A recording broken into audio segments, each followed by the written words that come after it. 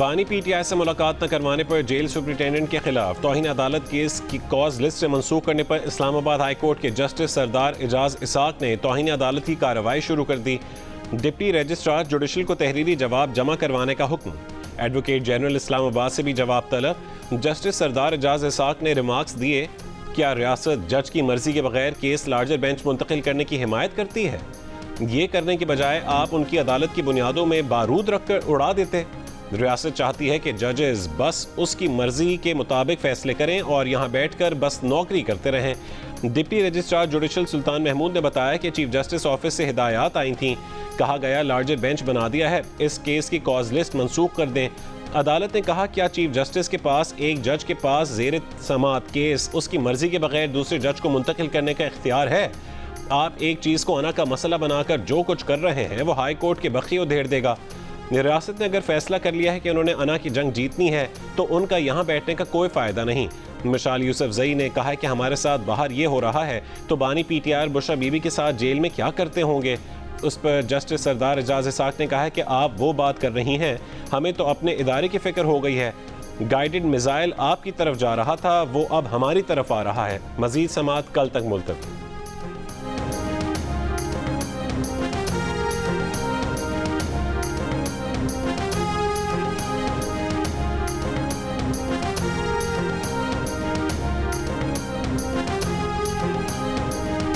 जो एक्स मिल की प्राइस है वो 154 टू 159 होगी और जो रिटेल होगी वो आप और हम मिल के ये इंश्योर करेंगे कि रिटेल की कीमत 164 से ऊपर नहीं होनी चाहिए। रमज़ान से पहले 140 से 150 रुपये किलो मिलने वाली चीनी की कीमत हुकूमत ने एक महीने के लिए 164 रुपये किलो मुकर्रर कर दी। नायब वज़ीर आज़म इसहाक डार ने चीनी की कीमतों से मुतालिक इजलास में कहा कि चीनी की कीमत 180 से 200 तक जाने की बातें हो रही हैं। चाहते हैं आम आदमी को रिलीफ मिले। शुगर मिल्स एसोसिएशन और हुकूमत मिलकर यकीनी बनाएंगे कि चीनी की रिटेल कीमत 164 रुपये फ़ी किलो से ज़्यादा ना हो। शुगर मिल्स एसोसिएशन ने वादा किया है कि आइंदा क्रशिंग नवंबर में शुरू होगी। इसहाक डार ने मॉडल बाजारों में 130 रुपये फ़ी किलो चीनी फराहम करने को सराहा। कहा कि चीनी के हवाले से जो एक्शन हुए उन्हें फौरी बंद किया जाएगा और अगर कुछ एक्शन हुए हैं तो वो वापस होंगे।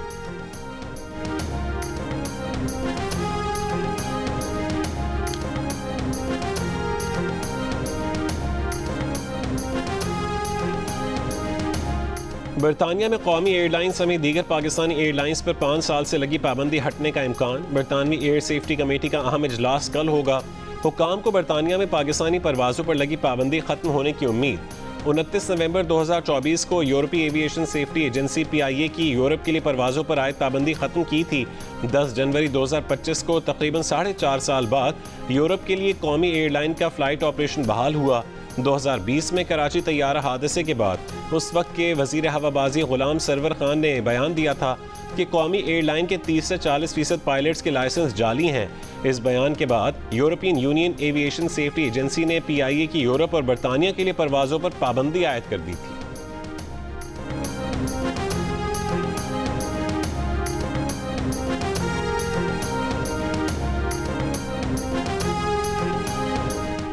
अमरीकी महकमा खारजा की अमरीका में दाखिले पर पाबंदी के लिए मुल्कों की फहरिस्त बनाने की तरदीद। तर्जुमान टैमी ब्रूस ने बताया कि कई दिनों से जिस फहरिस्त का इंतजार हो रहा है उसका कोई वजूद नहीं। सदर ट्रंप के हुक्म पर अमरीकी सलामती के लिए जायजा लिया जा रहा है कि वीज़ा मसाइल से किस तरह निमटना है और किसे दाखिले की इजाज़त देनी है। जब ये जायजा मुकम्मल होगा तो हम इस बारे में बात कर सकेंगे। महकमा खारजा ने अमरीकी फ़ौज के लिए अपनी जानें खतरे में डालने वाले अफगान बाशिंदों के अमरीका में बसाने के मंसूबे पर कारबंद रहने का अज़्म जाहिर किया। इससे पहले आलमी ज़राए इब्लाग ने रिपोर्ट दी थी कि ट्रंप इंतज़ामिया अपने गुज़िश्ता दौर की तरह सफरी पाबंदियाँ आयद करने पर गौर कर रही है, जिससे अफगानिस्तान और पाकिस्तान समेत मुतादिद ममालिक मुतासिर होंगे।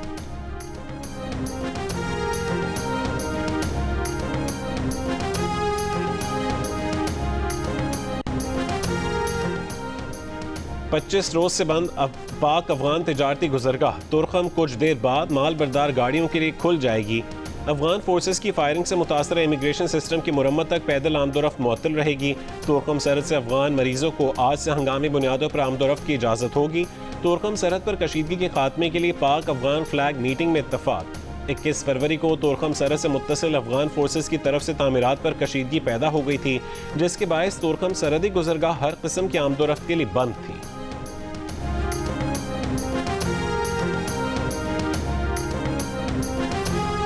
पाकिस्तान मुस्लिम लीग नून का या वफाक हुकूमत का रवैया एमकेएम के साथ अच्छा नहीं रहता है और डेवलपमेंट पैकेज की बात को आगे नहीं बढ़ाई जाती है, तो यकीनन मेरा ख्याल है कि एमकेएम कोई भी फैसला कर सकती है, क्या अपोजिशन में बैठा जाए, क्या हुकूमत के साथ बैठा जाए या आज़ाद हवाले से बैठा जाए।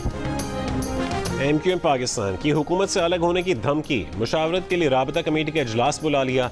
एमक्यूएम रहनुमा अमीनुल हक का कहना है कि शहबाज शरीफ हुकूमत ने एमक्यूएम के साथ सिंध और हैदराबाद के पैकेज पर वादा किया था, तरक्याती पैकेज पर कहीं काम होता नजर नहीं आ रहा। 1.5 साल से हुकूमत ने एमक्यूएम से किया एक भी वादा पूरा नहीं किया। कराची और हैदराबाद पैकेज समेत दीगर तहफ़्फ़ुज़ात मौजूद हैं। मरकजी कमेटी का इजलास बुलाया है ताकि फैसला करें कि आज़ाद हैसियत में या अपोजिशन बेंचेस पर बैठें।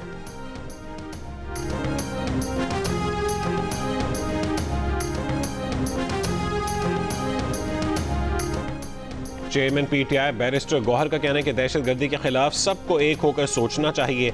हमारा पहले दिन से यही मौक़िफ़ है, पाकिस्तान है तो हम हैं, हमें सुबाइयत और लसानियत से बालातर होकर बात करनी चाहिए। सोशल मीडिया से मुतालिक जीआईटी के मामलात बानी पीटीआई के सामने रखेंगे।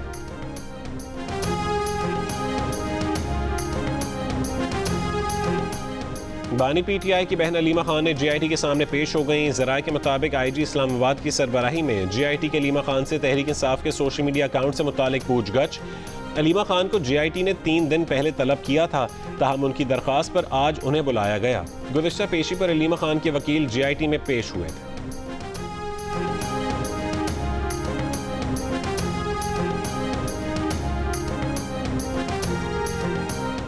190 मिलियन पाउंड केस में बानी पीटीआई और बुशरा बीबी की सजा मुअत्तल करने के लिए इस्लामाबाद हाई कोर्ट में दरखास्तें दायर। दरखास्त में कहा गया कि नैब ने बदनीयती से अपने इख्तियारात का गलत इस्तेमाल किया। नामुकम्मल तफ्तीश की बुनियाद पर जल्दबाजी में सजा सुनाई गई।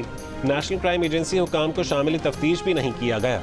17 जनवरी को सुनाई जाने वाली सजा मुअत्तल करके जमानत पर रिहाई दी जाए और मरकजी अपील के हतमी फैसले तक फैसला और सजा मुअत्तल किए जाए।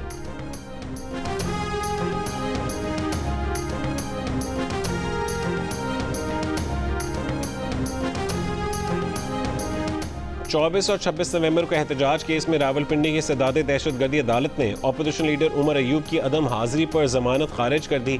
मीडिया से गुफ्तगू में पीटीआई रहनुमा उमर अयूब ने कहा है कि उन पर इल्ज़ाम है कि उन्होंने ट्रक की स्क्रीन तोड़ी और बिस्किट चुराए। ये इस हुकूमत की पीटीआई के खिलाफ रवैये की एक झलक है। सिर्फ रिकॉर्ड के लिए बता दें कि वो मौका वारदात पर मौजूद ही नहीं थे।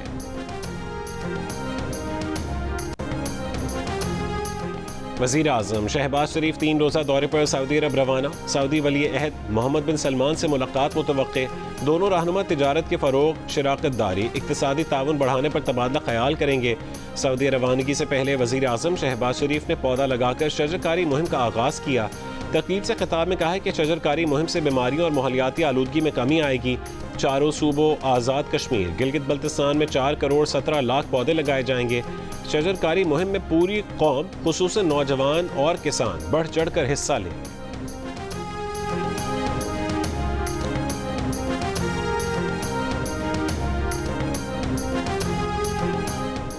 सदर मुमलिकत आसिफ अली जरदारी आज एक रोज़ा दौरे पर कोयटा पहुंचेंगे। चेयरमैन पीपल्स पार्टी बिलावल भुट्टो जरदारी भी सदर मुमलिकत के हमरा होंगे। सदर मुमलिकत को बलोचिस्तान की मजमूई और अमन अमान की सूरत हाल पर ब्रीफिंग दी जाएगी। सदर मुमलिकत आसिफ अली जरदारी अरकान पार्लियामेंट और अमायदीन से मुलाकातें भी करेंगे। कोयटा रेलवे स्टेशन के करीब लोको शेड पर खड़ी ट्रेन की बोगी से धमाका खेज मवाद बरामद, नाकारा बना दिया गया। दहशतगर्द हमले से मुतासर जाफर एक्सप्रेस की बोगियों से 3 दस्ती बम बरामद, नाकारा बना दिए गए। कच्ची के इलाके मशकाफ से ट्रेन की 8 बोगियां गुज़िश्ता रात कोयटा रेलवे स्टेशन लाई गई थीं। दहशतगर्द हमले में मुतासर 5 बोगियों की मुरम्मत का काम जारी है। बोगियों पर गोलियों के निशान और बेशतर खिड़कियों के शीशे टूटे हुए हैं। रेलवे हुकाम के मुताबिक रेलवे ट्रैक की मुरम्मत हो चुकी है। ट्रेन सर्विस भी जल्द बहाल की जाएगी। 11 मार्च को जिला कच्ची में जाफर एक्सप्रेस पर दहशतगर्द हमले के बाद से अंदरून मुल्क के लिए ट्रेन सर्विस मुअत्तल है।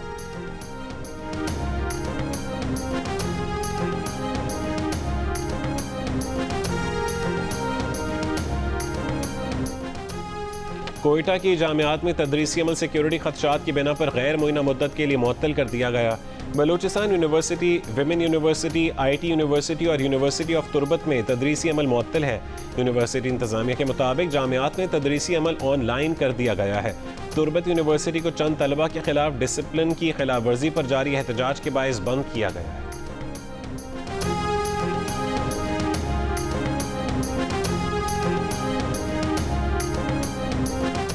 जनूबी वजीरिस्तान की 3 अहम शाहराहों पर सुबह 6 से शाम 6 बजे तक कर्फ्यू नाफिज। डिप्टी कमिश्नर के मुताबिक कर्फ्यू के सबब अजीजाबाद चौक से जंडोला, लद्दा से मकीन और बीबी रागजई से जंडोला तक सड़क बंद रहेगी। शिमाली वजीरिस्तान के रजमक सब डिवीजन में सुबह 6 से शाम 6 बजे तक कर्फ्यू नाफिज।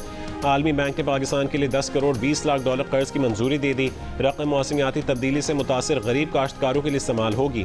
मौसमियाती तब्दीलियों से मुतासर अफराद की आमदन बढ़ाने के लिए छोटे कर्जे दिए जाएंगे। आलमी बैंक के एलामी के मुताबिक ये रकम आलमी बैंक के 10 साला कंट्री पार्टनरशिप प्रोग्राम का हिस्सा है। वर्ल्ड बैंक कंट्री डायरेक्टर का कहना है कि मंसूबे से 10 लाख खवातीन समेत 18 लाख से ज़्यादा अफराद मुस्तफीद होंगे।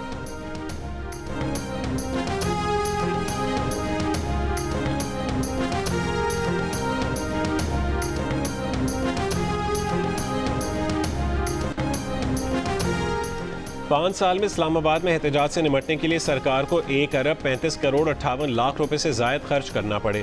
वफाकी वज़ीर दाखिला मोहसिन नकवी ने तहरीरी जवाबात में अखराजात की तफसीलात ऐवान में पेश कर दी। दस्तावेज़ात के मुताबिक साल 2019-20 में इस्लामाबाद में एहतजाज से निमटने पर 15 करोड़ 77 लाख, साल 2020-21 में 9 करोड़ 61 लाख से जायद रकम खर्च हुई।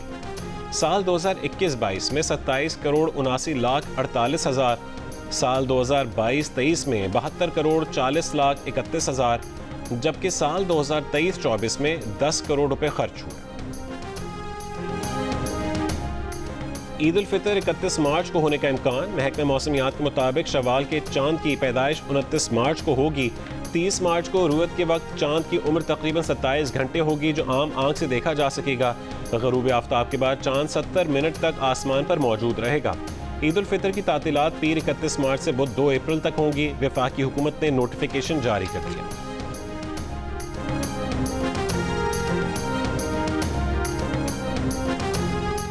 वज़ीर आला सिंध मुराद अली शाह से चीन के कौंसल जनरल की मुलाकात। मुराद अली शाह ने कहा है कि सोलर प्रोजेक्ट्स भी चीन के ताउन से बढ़ाएंगे। मेगा प्रोजेक्ट्स तय करने के लिए चीन के दौरे का मंसूबा बना रहे हैं। वज़ीर आला सिंध से इराक़ के कौंसल जनरल की भी मुलाकात। इराक़ी कौंसल जनरल ने बताया कि कराची में 20 साल के बाद इराक़ी कौंसल खाना दोबारा खोला गया। कराची में वीज़ा और दीगर सहूलियात दोबारा शुरू कर रहे हैं।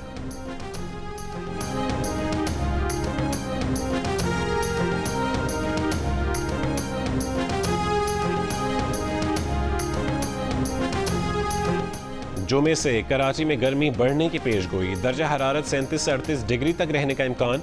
महकमे मौसमियात के मुताबिक दिन में शिमाल मगरिब से गर्म और खुश्क हवाएं चल सकती हैं। ईद के दिनों में दर्जा हरारत 34 से 36 डिग्री सेंटीग्रेड तक रहेगा। आज खैबर पख्तूनख्वा, बालाई और वस्ती पंजाब, कश्मीर और गिलगित बल्तिस्तान में चंद मकामात पर बारिश की पेशगोई।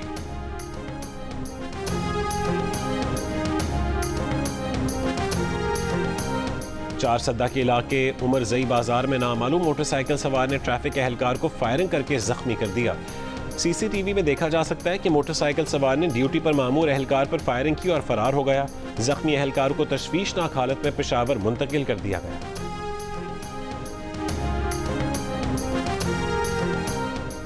FIA गुजरांवाला ने साल 2023 में यूनान कश्ती हादसे के मरकजी मुलजिम को उसके बेटे समेत गिरफ्तार कर लिया। मुलजिम के खिलाफ इंसानी स्मगलिंग के 45 मुकदमा दर्ज हैं। गुजरात से भी 2 इंसानी स्मगलर्स को गिरफ्तार किया गया। पैका एक्ट के तहत रावलपिंडी के थाना वारिस खान में मुकदमा दर्ज। पुलिस के मुताबिक इदारों के खिलाफ बेबुनियाद मालूमात सोशल मीडिया पर पोस्ट करने पर मुकदमा दर्ज किया। गैर मुनासिब पोस्ट करने पर मुलजिम मोहम्मद रेहान गिरफ्तार, अडयाला जेल मुंतकिल।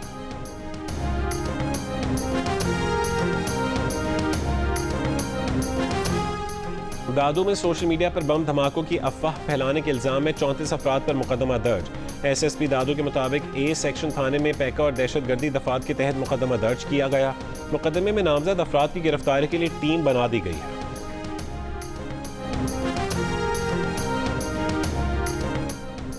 कोरंगी। कराची में डकैती के दौरान फायरिंग से मेडिकल स्टोर मालिक जाँ बहक, मकतूल माँ बाप का इकलौता बेटा था। SSP कोरंगी के मुताबिक मोटरसाइकिल सवार 2 मुल्ज़िमान मेडिकल स्टोर पर डकैती करके फरार हो रहे थे। अतराफ में मौजूद लोगों ने शोर मचा दिया। मुल्ज़िमान ने फरार होते हुए फायरिंग कर दी।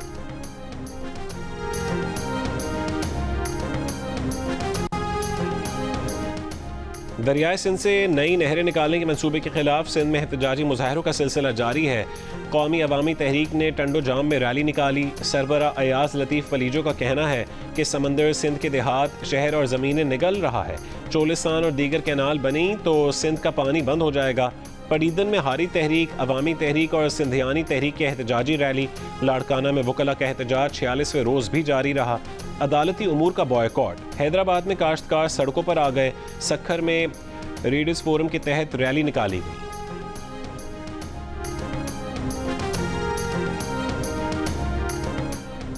सुप्रीम कोर्ट के आईनी बेंच में कुरान पाक की तालीम लाजमी करार देने की दरखास्त पर समाअत। वफाक, पंजाब और बलोचिस्तान हुकूमतों ने जवाबात जमा करवा दिए। सिंध और खैबर पख्तूनख्वा हुकूमत ने वक्त मांग लिया। जस्टिस जमाल मंदोखेल ने कहा है कि जवाब के मुताबिक वफाकी हुकूमत ने कुरान पाक की तालीम के लिए इक़दामात शुरू कर दिए हैं। हुकूमत को अपना काम करने दें, अदालत क्यों मुदाखलत करे। दरख्वास्त गुजार ने कहा है कि हुकूमतें काम कर रही होती तो 5 साल से अदालतों में चक्कर न लगा रहे होते। मजीद समाअत गैर मुइन्ना मुद्दत तक मुलतवी।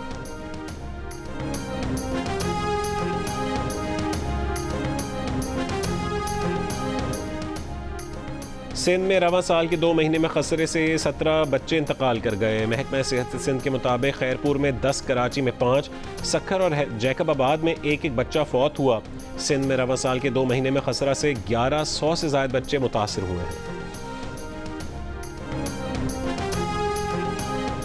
जानवरों की देखभाल की आलमी तंजीम फोरपॉस का कहना है कि सफारी पार्क कराची में इब्तदाई टेस्ट में 2 हथनियों में TB के जरासीम मिले।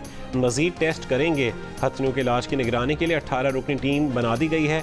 हथनियों की सेहत के लिए श्रीलंका और थाईलैंड के माहिरीन की खिदमात ली हैं।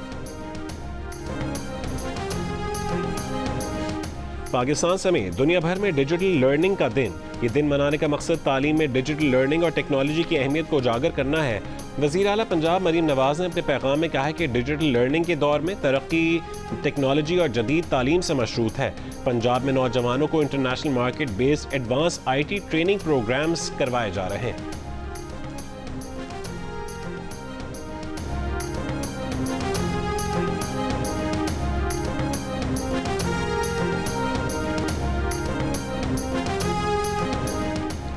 चार 100 से ज़्यादा फ़लस्तीनियों के कत्ले-आम के बाद दूसरे रोज़ भी गज़ा पर इसराइली हमले जारी। मज़ीद 14 फ़लस्तीनी शहीद।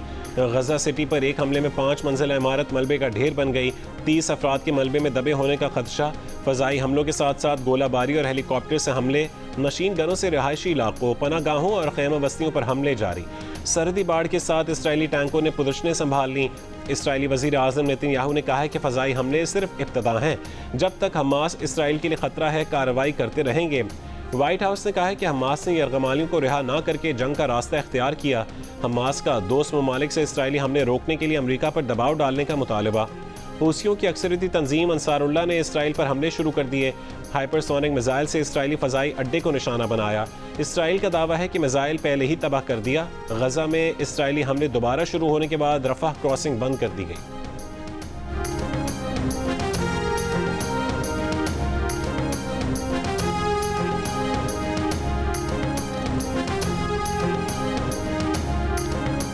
गज़ा में इसराइली हमलों के खिलाफ न्यूयॉर्क की टाइम्स स्क्वायर, वाशिंगटन में व्हाइट हाउस समेत मुख्तलिफ अमरीकी शहरों में मुजाहरे।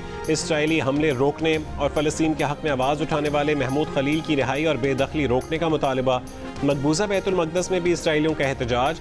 अमरीकी सेनेटर बर्नी सैंडर्स की इसराइली हमलों की मज़म्मत। अमरीकी फ़ौजी इमदाद बंद करने का मुतालबा। अक़वाम मुत्तहिदा, यूरोपीय यूनियन, रूस, बरतानिया, फ्रांस, सऊदी अरब, कतर और ईरान समेत कई ममालिक की इसराइली हमलों की मज़म्मत।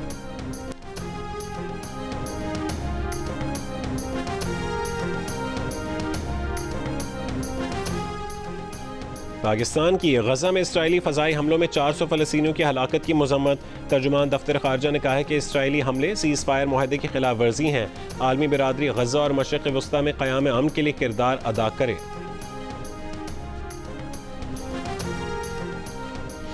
ऑस्ट्रेलियाई क्रिकेटर उस्मान ख्वाजा फ़लस्तीनियों पर हमले और सैकड़ों शहादतों पर फिर बोल पड़े। सोशल मीडिया पर बयान में कहा है कि बगैर किसी वजह से जंग बंदी मुआहदा तोड़ा गया। एक दिन में 130 से ज़्यादा बच्चे मारे गए। तसव्वुर करें अगर ये सब मुखालिफ तरफ से होता तो फिर कितने गुस्से का इजहार किया जाता। क्या तमाम जिंदगियां बराबर नहीं हैं? ये बच्चे बस तारीख में नंबर्स बनकर रह जाएंगे। इनके भी नाम हैं, माएँ, बाप, बहन और भाई हैं, जैसा कि आपके हैं। हम इस बर्बरियत को मामूली नहीं बना सकते। उस्मान ख्वाजा इससे पहले भी इसराइली जारहियत पर मुख्तलिफ अंदाज में एहतजाज कर चुके हैं।